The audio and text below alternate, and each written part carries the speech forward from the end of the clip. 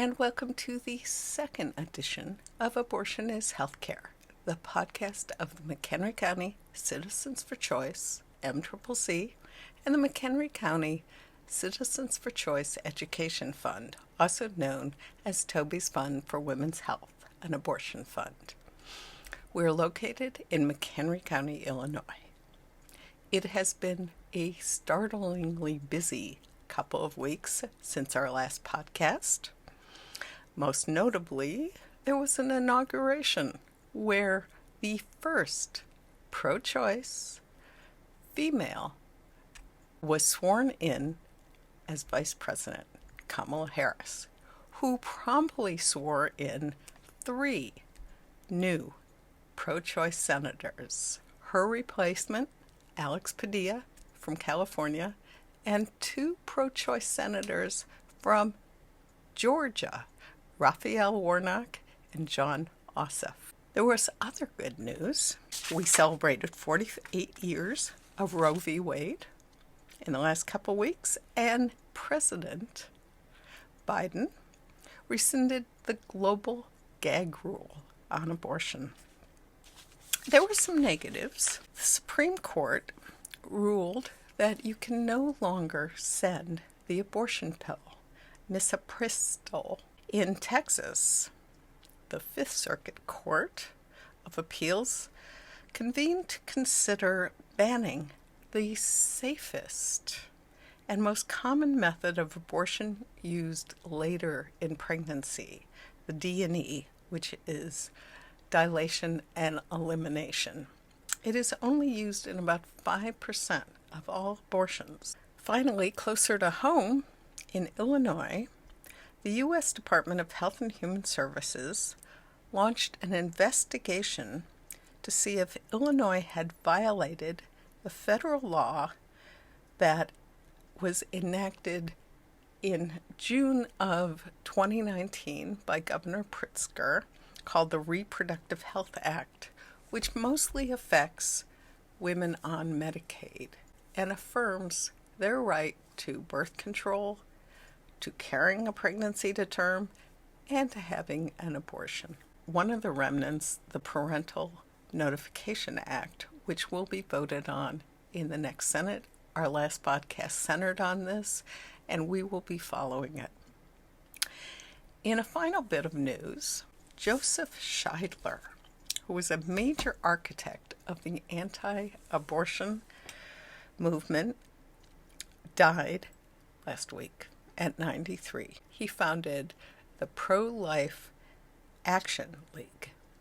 He was the first, just to refresh your memory, to use those very large, fake pictures of mangled fetuses. And since last week was also Holocaust Remembrance Day, it should be noted that he once likened abortion clinics to concentration camps like Dachau. On another front, we have a new segment. Our investigative reporter, Debs Wallner, has explored a rather unexpected advocacy front. Here she is with her report on the Church of Satan. Everybody goes, Satanists. They worship Satan? No, they don't believe in Satan. They believe religion and superstition should be totally separate. That you should live by scientific fact as far as you understand it. There should be, your body is inviolate. You're the only one who has any control over your body under any circumstances.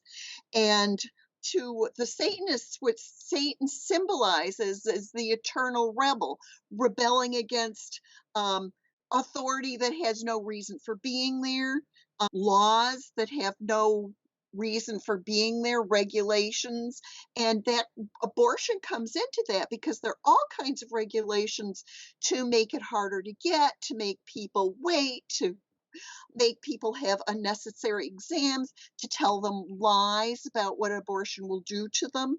And the Satanists believe that none of that should have any effect on a person. The person's body is their own. Anything within their body is under their control, and nobody should control that. So they have used the Religious Freedom Restoration Act. Mm-hmm. Is That's the one that came out with that Hobby Lobby wouldn't have to provide birth control for their employees, even though it would be the employees paying for it. That's part of their salary. So Hobby Lobby can control what you do with your own money. Well, that's a short step to controlling what you do with your own body, too. So the Satanists feel that with the Religious Freedom Restoration Act, that protects the sacrament of abortion, and that's a ritual that the Satanists have developed around abortion. So that means that the state has no ability to regulate it, that they can't force you to wait, they can't force you to have sonograms, listen to fetal heartbeats, none of that. It's just the woman herself. And there's a ritual for a surgical abortion and a ritual for a medical abortion. Very similar, but a little, just slightly different. The Satanists are just really practical, down-to-earth people who believe that religion has no place in public life.